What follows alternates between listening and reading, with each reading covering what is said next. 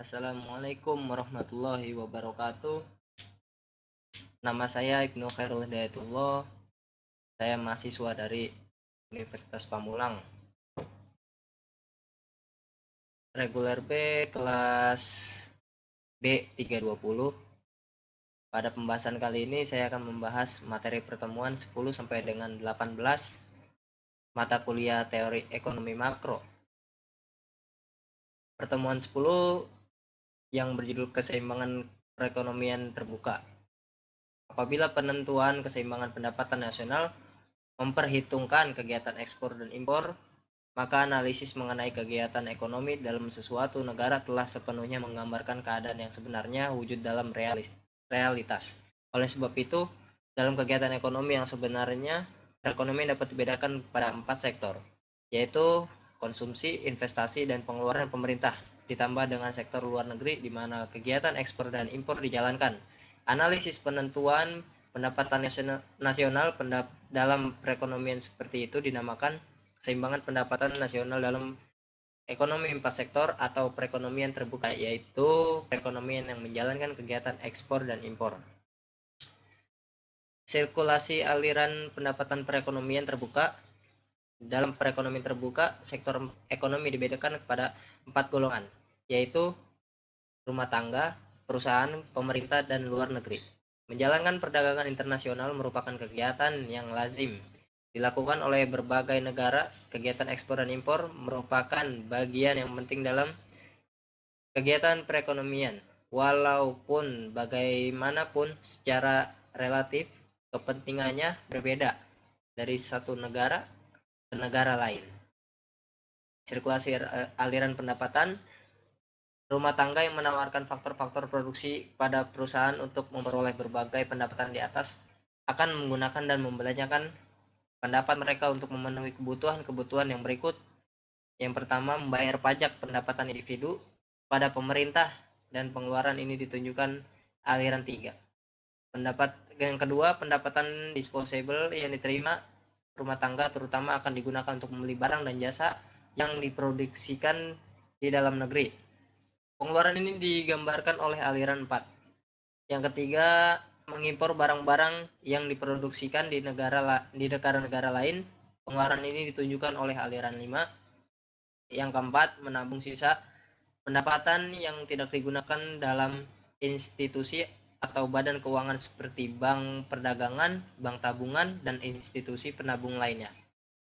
Penyimpanan ini ditunjukkan oleh aliran 6.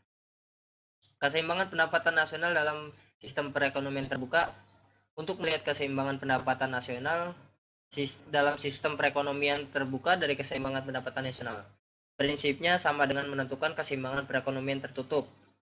Hanya saja pada ekonomi terbuka terdapat penambahan komponen pengeluaran agregat dari sektor perdagangan luar negeri berupa net export atau X-M.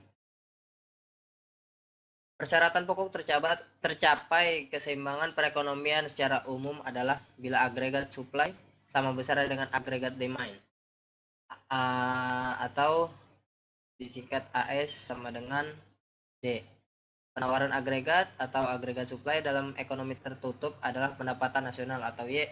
Sedangkan dalam sistem ekonomi terbuka agregat supply terdiri dari pendapatan nasional atau Y dan impor atau M. Karena dalam sistem ekonomi terbuka, barang dan jasa diperjualbelikan terdiri dari barang dan jasa domestik atau Y dan barang-barang yang diimpor atau M dari luar negeri.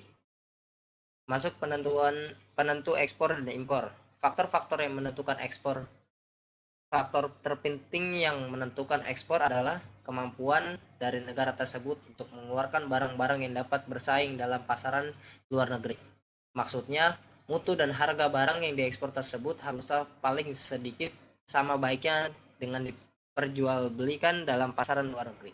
Faktor-faktor yang menentukan impor. Opini bahwa hanya rumah tangga yang membeli barang-barang dari luar negeri sebenarnya dalam praktiknya tidaklah demikian. Banyak barang buatan luar negeri juga diimpor oleh sektor lain, yaitu perusahaan dan pemerintah. Perusahaan mengimpor bahan mentah dan barang modal dari luar negeri.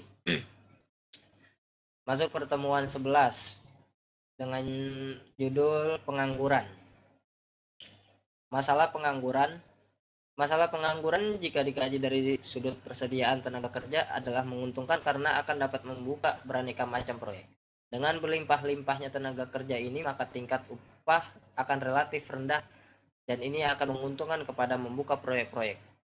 Tegasnya, jika tenaga kerja pengangguran ini dapat diarahkan dengan baik oleh pemerintah dalam mengerjakan beraneka macam proyek, sangat menguntungkan sebab biaya proyek itu sangat kecil. Apalagi jika dilihat dalam kenyataannya, pengangguran ini diberi makan oleh tenaga kerja yang produktif melalui kebijakan pajak yang tetap. Namun, jika dikaji dengan sudut penyediaan lapangan pekerjaan, penyediaan dana-dana sosial, keamanan, politis, mereka sangat merugikan dan sangat menggelisahkan pemerintah, bahkan menjadi problem yang harus kita atasi karena akan berdampak pada pendapatan per kapita, pertumbuhan ekonomi, dan pembangunan ekonomi. Kesimpulan yang dapat kita ambil adalah satu, tenaga kerja, lapangan kerja, dan pengangguran berhubungan erat dengan jumlah dan kepadatan penduduk, susunan umur penduduk, keahlian dan keterampilan penduduk, keadaan ekonomi, tingkat lanjut pertumbuhan ekonomi. Yang kedua, jika jumlah tenaga kerja lebih banyak daripada lapangan kerja yang ada, maka akan timbul pengangguran. Sebaliknya, bila mana jumlah tenaga kerja lebih kecil daripada lapangan kerja, maka terjadi kekurangan tenaga kerja. Yang ketiga, tenaga kerja, lapangan kerja, dan pengangguran sangat menentukan tingkat pertumbuhan ekonomi dan perencanaan ekonomi dari suatu negara. Yang keempat, masalah tenaga kerja, lapangan kerja, dan pengangguran merupakan masalah yang sangat kompleks dan sensitif yang harus segera ditanggulangi oleh pemerintah. Jika hal ini tidak berhasil ditanggulangi, maka akan menimbulkan beraneka macam kesulitan, baik kesulitan ekonomi maupun kesulitan sosial, keamanan, dan politis. Yang kelima, perluasan lapangan kerja. Peningkatan keterampilan tenaga kerja dan perpanjang proses produksi akan dapat mengurangi tingkat pengangguran dan sekaligus merupakan usaha mempercepat pertumbuhan ekonomi suatu negara. Yang A, jenis pengangguran berdasarkan penyebabnya. Berdasarkan golongan ini, pengangguran dapat dibedakan pada jenis pengangguran berikut. Pertama, pengangguran normal atau friksional. Pengangguran normal dan atau friksional adalah pengangguran sebanyak 2 atau 3%. Para penganggur ini tidak ada pekerjaan, bukan karena tidak dapat memperoleh pekerja, tetapi karena sedang mencari kerja yang lebih baik. Yang kedua, pengangguran siklikal. Perekonomian tidak selalu berkembang pesat. Ada kalanya permintaan agregat lebih tinggi, dan ini mendorong pengusaha menaikkan produksi. Lebih banyak pekerja baru digunakan dan pengangguran berkurang. Akan tetapi pada masa lainnya permintaan agregat menurun dengan banyaknya. Yang ketiga, pengangguran struktural. Kemerosotan perekonomian akan menyebabkan kegiatan produksi dalam industri menurun, dan sebagian pekerja terpaksa diberhentikan dan menjadi pengangguran. Pengangguran yang diwujudkan digolongkan sebagai pengangguran struktural, dinamakan demikian karena ia disebabkan oleh perubahan struktur kegiatan ekonomi. Yang keempat, pengangguran teknologi. Pengangguran dapat pula ditimbulkan oleh adanya penggantian tenaga manusia oleh mesin-mesin dan bahan kimia. Racun belalang dan rumput misalnya telah mengurangi penggunaan tenaga kerja untuk membersihkan perkebunan, sawah, lahan pertanian. Sedangkan di pabrik-pabrik, ada kalanya robot telah menggantikan tenaga kerja manusia. Pengangguran yang ditimbulkan oleh penggunaan mesin dan kemajuan teknologi lainnya dinamakan pengangguran teknologi. Yang B, jenis pengangguran berdasarkan cirinya. Berdasarkan kepada ciri pengangguran yang berlaku, pengangguran dapat pula digolongkan sebagai berikut. 1. Pengangguran terbuka. Pengangguran ini tercipta sebagai akibat pertambahan lowongan pekerjaan yang lebih rendah dari pertambahan tenaga kerja. Sebagai akibat dalam perekonomian semakin banyak jumlah tenaga kerja yang tidak dapat memperoleh pekerjaan. Yang kedua, pengangguran tersembunyi. Pengangguran ini terutama wujud di sektor pertanian atau jasa. Setiap Setiap kegiatan ekonomi memerlukan tenaga kerja, dan jumlah tenaga kerja yang digunakan tergantung pada banyak faktor. Antara lain, faktor yang diperlukan dipertimbangkan adalah besar atau kecilnya perusahaan, jenis kegiatan perusahaan, mesin yang digunakan, dan tingkat produksi yang dicapai. 3. Pengangguran bermusim. Pengangguran ini terutama terdapat di sektor pertanian dan perikanan. Pada musim hujan, penyadap karet dan nelayan tidak melakukan pekerjaan mereka dan terpaksa menganggur. Sedangkan pada musim kemarau, pula para petani tidak dapat menggarap tanahnya. Yang keempat, setelah menganggur, di negara-negara berkembang penghijraan atau migrasi dari desa ke kota sangat pesat. Sebagai akibat, tidak semua orang pindah ke kota dapat memperoleh pekerjaan dengan mudah. Bagaimana terpaksa menganggur sepenuh waktu. Dampak dari pengangguran yaitu: satu, berkurangnya pendapatan masyarakat sehingga mengurangi tingkat kemakmuran. Yang kedua, menimbulkan masalah ekonomi dan sosial. Yang ketiga, kekacauan politik dan sosial. Masuk pertemuan 12 mengenai inflasi. Inflasi didefinisikan sebagai naiknya harga-harga yang semua barang secara terus-menerus dapat mengganggu bahkan dapat mengancam perekonomian suatu negara. Menghitung tingkat inflasi berguna untuk menggambarkan perubahan harga-harga yang berlaku dari satu tahun ke tahun yang berikutnya. Dalam hal ini dipedomani indeks harga konsumen dari satu tahun ke tahun tertentu dan seterusnya untuk dibandingkan dengan indeks harga pada tahun sebelumnya. Inflasi adalah kenaikan harga barang-barang yang bersifat umum dan terus-menerus. Dari definisi ini, ada 3 komponen yang harus dipenuhi agar dapat dikatakan telah terjadi inflasi. Kenaikan harga bersifat umum dan berlangsung terus-menerus. Jenis-jenis inflasi berdasarkan pada sumber atau penyebab kenaikan harga-harga yang berlaku. Inflasi biasanya dibedakan pada 3 bentuk berikut. Yang satu, inflasi tarikan permintaan atau demand pull inflation. Inflasi tarikan permintaan atau demand pull inflation. Inflasi ini timbul karena permintaan masyarakat akan berbagai macam barang terlalu kuat. Inflasi tarikan permintaan terjadi karena kenaikan permintaan agregat di mana kondisi perekonomian telah berada pada kesempatan kerja penuh. Inflasi desakan biaya atau cost push inflation. Yang kedua, inflasi ini timbul karena kenaikan biaya produksi atau berkurangnya penawaran agregatif. Pada inflasi biaya produksi, tingkat penawaran lebih rendah dibandingkan dengan tingkat permintaan karena adanya kenaikan harga faktor produksi sehingga produsen terpaksa mengurangi produksinya sampai pada jumlah tertentu. Menurut asal-usul inflasi, yang pertama, inflasi yang berasal dari dalam negeri, domestic inflation. Inflasi dalam negeri disebabkan karena percetakan uang baru, panen gagal, dan sebagainya. Yang kedua, inflasi berada dari luar negeri atau imported inflation. Kenaikan harga barang impor yang menyebabkan secara langsung menaikkan indeks biaya hidup, namun secara tidak langsung menaikkan indeks biaya produksi.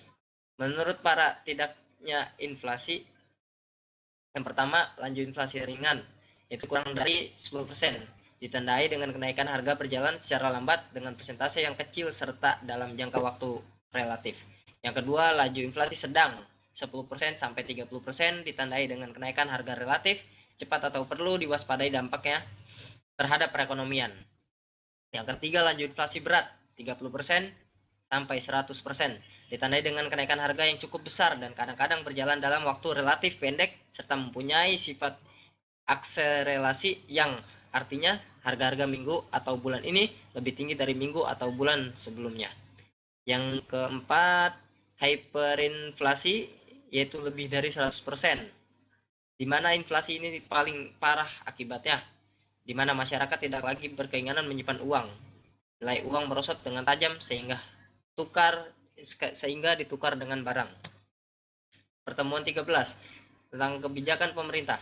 Pengertian kebijakan fiskal adalah kebijakan pemerintah yang dikeluarkan guna mempengaruhi jalannya perekonomian dengan cara memanipulasi anggaran pendapatan dan belanja negara sehingga sesuai dengan kondisi perekonomian yang sedang terjadi dan tujuan ekonomi yang hendak dicapai. Menurut Jamli tahun 1996 nomor 144. Kebijakan fiskal yang dimaksud mencakup perubahan besarnya pajak atau TX atau pengeluaran pemerintah atau G, atau perubahan besarnya pajak dan pengeluaran pemerintah secara bersama-sama. Jenis-jenis kebijakan fiskal. 1. Kebijakan fiskal ekspansif adalah suatu kebijakan ekonomi dalam rangka mengarahkan kondisi perekonomian untuk menjadi lebih bagus melalui perubahan penerimaan dan pengeluaran pemerintah pada saat munculnya kontraksional GAP. Yang kedua, kebijakan fiskal kontraktif adalah kebijakan pemerintah melalui peniruan belanja negara atau G dan menaikkan tingkat pajak atau T. Kebijakan ini bertujuan untuk mengurangi daya beli masyarakat dan mengontrol inflasi. Tujuan kebijakan fiskal secara umum adalah dicapainya kestabilan ekonomi yang mantap untuk mempertahankan laju pertumbuhan ekonomi yang layak sehingga tingkat pengangguran alamiahnya. Dengan kata lain, kebijakan fiskal bertujuan agar pendapatan nasional real terus naik pada laju pertumbuhan pendapatan nasional real potensialnya, yaitu laju pertumbuhan yang selaras dengan perubahan teknologi dan perubahan faktor jumlah faktor produksi dengan tetap dipertahankannya kestabilan harga-harga umum. Pengertian kebijakan moneter. Kebijakan moneter merupakan langkah dalam mengendalikan keadaan ekonomi dalam konteks makro agar dapat berjalan sesuai dengan yang diinginkan dengan cara pengaturan jumlah uang yang beredar dalam perekonomian. Usaha tersebut dilakukan agar terjadi kestabilan harga dan inflasi serta terjadinya peningkatan output keseimbangan. Kebijakan moneter bisa dijelaskan sebagai proses mengelola stok uang sebuah negara untuk mencapai tujuan tertentu, seperti menahan laju inflasi, mencapai pekerja penuh atau lebih sejahtera. Jenis-jenis kebijakan moneter. Kebijakan pemerintah dalam moneter dapat dibagi menjadi dua, yaitu kebijakan moneter ekspansif atau monetary expansive policy merupakan kebijakan dalam rangka menambah jumlah uang yang beredar. Kebijakan moneter kontraktif, monetary kontraktif policy merupakan suatu kebijakan dalam rangka mengurangi jumlah uang yang beredar. Disebut juga dengan kebijakan uang ketat atau tight money policy. Tujuan kebijakan moneter. Kebijakan moneter memiliki tujuan utama dalam menjaga sasaran laju inflasi yang ditetapkan oleh pemerintah melalui penetapan sasaran-sasaran moneter seperti uang beredar atau suku bunga. Tujuan lain dari kebijakan moneter adalah kebijakan yang bertujuan untuk mencapai keseimbangan internal atau pertumbuhan ekonomi yang tinggi, stabilitas harga, pemerataan pembangunan, dan keseimbangan eksternal. Keseimbangan neraca pembayaran serta tercapainya tujuan ekonomi makro, yakni menjaga stabilisasi ekonomi yang dapat diukur dengan kesempatan kerja, kestabilan harga serta neraca pembayaran internasional yang seimbang. Pengaruh kebijakan moneter pertama kali akan dirasakan oleh sektor perbankan yang kemudian ditransfer pada sektor real. Pertemuan 14 tentang perdagangan internasional. Definisi perdagangan internasional. Secara definisi, perdagangan internasional merupakan perdagangan yang dilakukan oleh penduduk suatu negara dengan penduduk negara lain atas dasar perjanjian bersama. Penduduk yang dimaksud bisa berupa antar perorangan atau individu dengan individu, antara individu dengan pemerintah suatu negara atau pemerintah suatu negara dengan pemerintah negara lain. Teori-teori perdagangan nasional yaitu satu, perdagangan kaum, merkantilisme, yang kedua teori unggulan absolut, yang ketiga teori keunggulan komparatif, yang keempat teori Heckescher-Ohlin atau HO, yang kelima teori permintaan timbal balik reciprocal demand oleh John Stuart.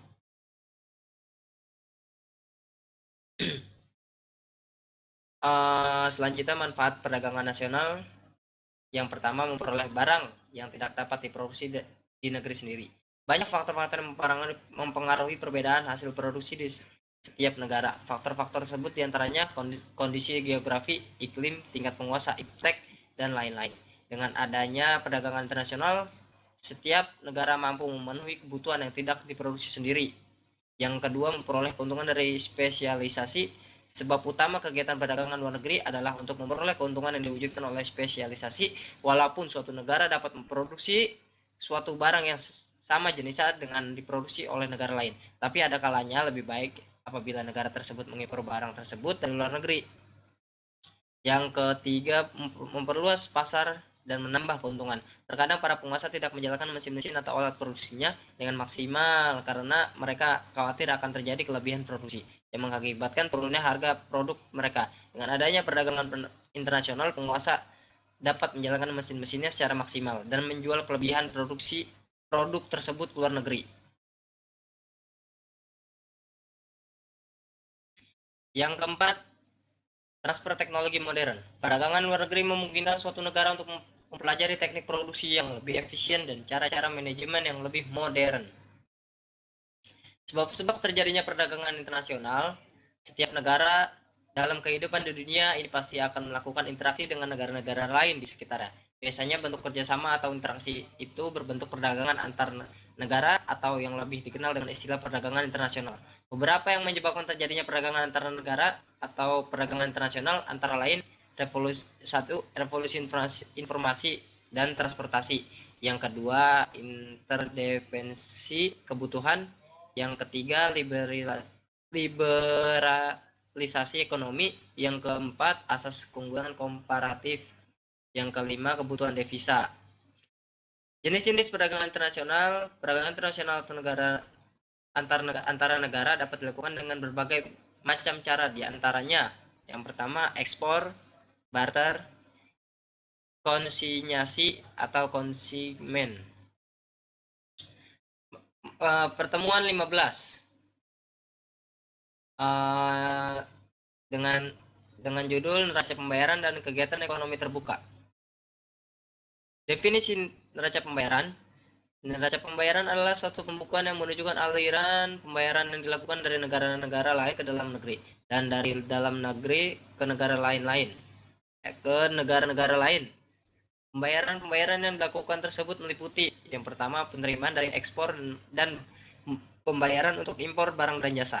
Yang kedua aliran masuk penanaman modal asing dan pembayaran penanaman modal ke luar negeri. Yang ketiga aliran keluar dan aliran masuk modal jangka pendek atau sepertinya mendepositkan uang di luar negeri.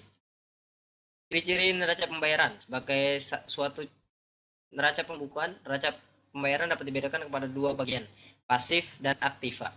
Dalam bagian pasif dicatat transaksi-transaksi yang menyebabkan negara itu melakukan pembayaran ke negara-negara lain.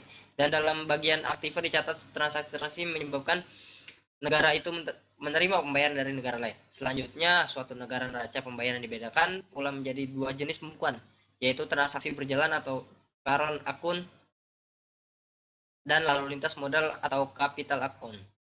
Tujuan dan manfaat neraca pembayaran. Neraca pembayaran memberikan beberapa informasi kepada pemerintah tentang posisi keuangan dalam hubungan ekonomi di antara suatu negara dengan negara-negara asing. Neraca pembayaran akan memberikan informasi mengenai nilai dan perkembangan ekspor dan impor. Manfaat neraca pembayaran lainnya yakni sebagai bahan pertimbangan bagi pemerintah untuk mengambil langkah di bidang ekonomi. Data yang ada dijadikan dasar bagi pemerintah untuk mengambil kebijakan di bidang ekonomi, sebagai bahan pertimbangan bagi pemerintah untuk mengambil kebijakan di bidang moneter dan fiskal. Faktor-faktor yang mempengaruhi neraca pembayaran.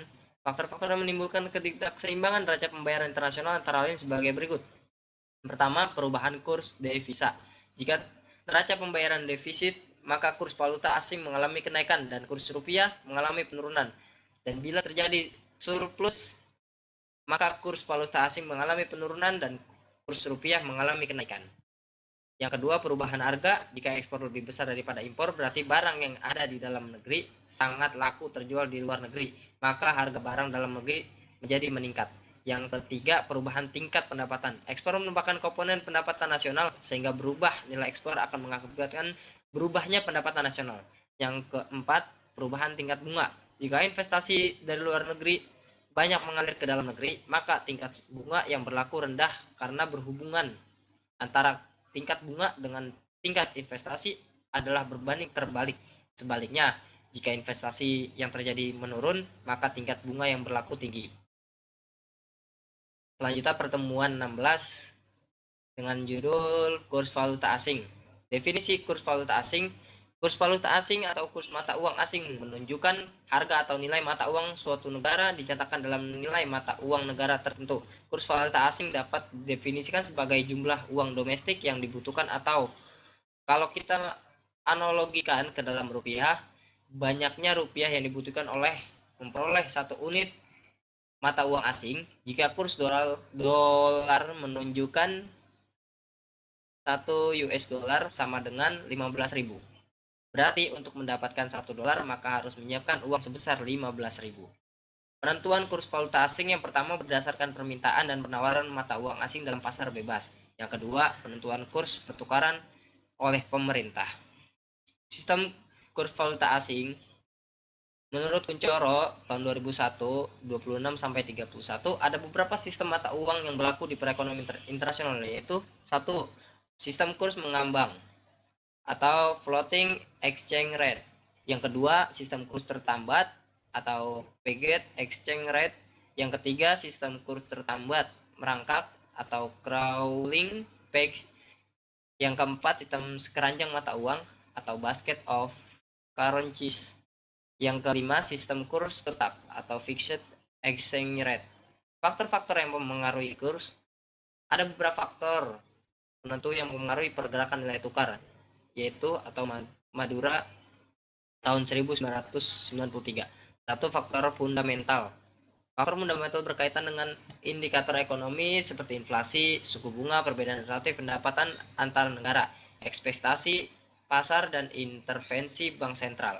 Yang kedua, faktor teknis. Faktor teknis berkaitan dengan kondisi permintaan dan penawaran devisa pada saat tertentu. Apabila ada kelebihan permintaan, sementara penawaran tetap, maka harga valuta asing akan terapresiasi. Sebaiknya, apabila ada kekurangan permintaan, sementara penawaran tetap, maka nilai tukar valuta asing akan terdepresiasi. Yang ketiga, sentimen pasar. Sentimen pasar lebih banyak disebabkan oleh rumor atau berita politik yang bersifat insidentil yang dapat mendorong harga valuta asing naik atau turun secara tajam dalam jangka pendek. Apabila rumor atau berita sudah berlalu, maka nilai tukar akan kembali normal. Perkembangan kebijakan sistem nilai tukar di Indonesia. Yang pertama, multiple exchange system atau sistem nilai tukar bertingkat. Sistem ini dimulai sejak Oktober tahun 1966 hingga Juli 1971. Penggunaan sistem ini dilakukan dalam rangka menghadapi berfluktuasinya nilai rupiah serta untuk mempertahankan dan meningkatkan daya saing yang hilang karena adanya inflasi 2 digit selama periode tersebut. Yang kedua, fixed exchange rate system atau sistem nilai tukar tetap. Sistem yang berlaku mulai Agustus 1971 hingga Oktober 1978 ini mengaitkan secara langsung nilai tukar rupiah dengan dolar Amerika Serikat, yaitu tarif US 1 US dollar sama dengan 415 rupiah. Pemberlakuan sistem ini dilandasi oleh kuatnya posisi neraca pembayaran pada kurun waktu 1971 sampai dengan 1978. Yang ketiga, managed floating exchange rate atau sistem nilai tukar mengambang terkendali. Nilai tukar mengambang terkendali di mana pemerintah mempengaruhi tingkat nilai tukar melalui permintaan dan penawaran valuta asing.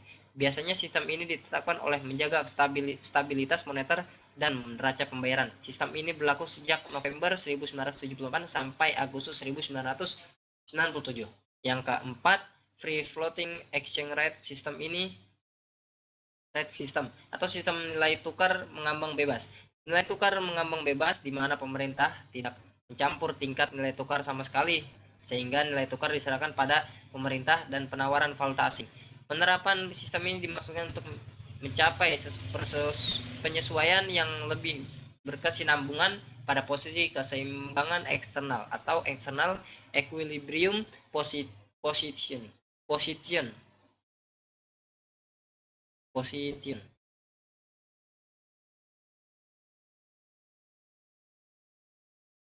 Selanjutnya, pertemuan 17, pertumbuhan dan pembangunan ekonomi. Pertumbuhan ekonomi merupakan masalah ekonomi dalam jangka panjang. Perkembangan ekonomi dunia yang berlaku semenjak 2 abad yang lalu menimbulkan 2 efek penting yang sangat membanggakan, yaitu kemakmuran atau taraf hidup masyarakat yang semakin meningkat dan menciptakan kesempatan kerja yang baru pada penduduk yang terus bertambah jumlahnya. Namun demikian, sangat menyedihkan untuk disadari bahwa pertumbuhan ekonomi bukanlah suatu peristiwa yang berlaku bagi semua negara. Konsep pertumbuhan dan pembangunan ekonomi. Pertumbuhan ekonomi berarti perkembangan fisikal produksi barang dan jasa yang berlaku dalam suatu negara seperti penambahan dan jumlah produksi barang industri. Perkembangan infrastruktur pertambahan jumlah sekolah, dan lain-lain. Pembangunan ekonomi biasanya dikaitkan dengan pengembangan ekonomi di negara-negara berkembang. Para ahli menyatakan bahwa pembangunan ekonomi adalah pertumbuhan ekonomi yang diikuti oleh perubahan dalam struktur dan corak kegiatan ekonomi. Sehingga berbicara penggunaan ekonomi tidak saja berbicara masalah perkembangan pendapatan nasional real, tapi juga masalah modernisasi kegiatan ekonomi, misalnya usaha merobak sistem pertanian tradisional, masalah perataan pembagian pendapatan. Perbedaan antara pertumbuhan ekonomi dengan pembangunan ekonomi, salah satunya dalam membangun ekonomi, tingkat pendapatan per kapita terus meningkat, sedangkan pertumbuhan ekonomi belum tentu diikuti oleh kenaikan pendapatan per kapita. Faktor-faktor yang menentukan pertumbuhan ekonomi. Beberapa faktor yang dipandang oleh ahli-ahli ekonomi sebagai sumber penting dalam mewujudkan pertumbuhan ekonomi antara lain: satu, tanah dan kekayaan alam lainnya; yang kedua, jumlah dan mutu dari penduduk dan tenaga kerja; yang ketiga, barang-barang modal dan tingkat teknologi; yang keempat, sistem sosial dan sikap masyarakat. Masuk ke pertemuan terakhir, pertemuan 18, dengan judul Perkembangan Perekonomian Global. Pengertian ekonomi dunia dan ekonomi global atau ekonomi global secara umum merujuk ke ekonomi yang didasar pada ekonomi nasional semua negara di dunia. Ekonomi global juga dapat dipandang sebagai ekonomi masyarakat global dan ekonomi nasional, yaitu ekonomi masyarakat setempat, sehingga menciptakan satu ekonomi global. Masalah makroekonomi yang menjadi landasan melihat sejauh mana kondisi perekonomian dunia ditinjau dari perkembangan pertumbuhan ekonomi, tingkat pengangguran, dan tingkat inflasi. Pertumbuhan ekonomi dunia, ekonomi Amerika Serikat atau AS pada triwulan 1 tahun 2018 tumbuh 2,3% atau Y0Y. Pertumbuhan ini didorong oleh investasi yang tumbuh 7,3% atau Y0Y, dan konsumsi rumah tangga yang tumbuh 1,1% atau Y0Y. Pertumbuhan konsumsi rumah tangga didukung oleh konsumsi untuk jasa yang tumbuh 2,1% atau Y0Y. Selain itu, ekspor AS Amerika Serikat pada triwulan 1 tahun 2018 mampu tumbuh 4,8% atau Y0Y, dan impor tumbuh 2,6% atau Y0Y, dengan pertumbuhan impor jasa mencapai 4,6% atau Y0Y. Inflasi dunia. Laju inflasi di negara maju secara umum mulai mengalami peningkatan. Misalnya inflasi Amerika Serikat yang meningkat dari sebelumnya mencapai 2% pada bulan April 2018. Hal ini didorong oleh peningkatan harga makanan yang meningkat sebesar 0,3%.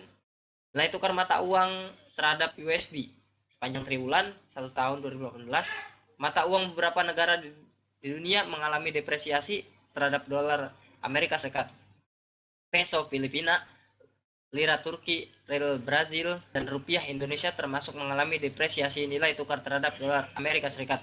Pada triwulan 1 tahun 2018, depresiasi peso disebabkan oleh kenaikan impor bahan bakar seiring dengan percepatan pembangunan infrastruktur di Filipina. Selain itu, tingkat inflasi yang meningkat juga menjadi pendorong depresiasi peso. Pengertian krisis ekonomi global.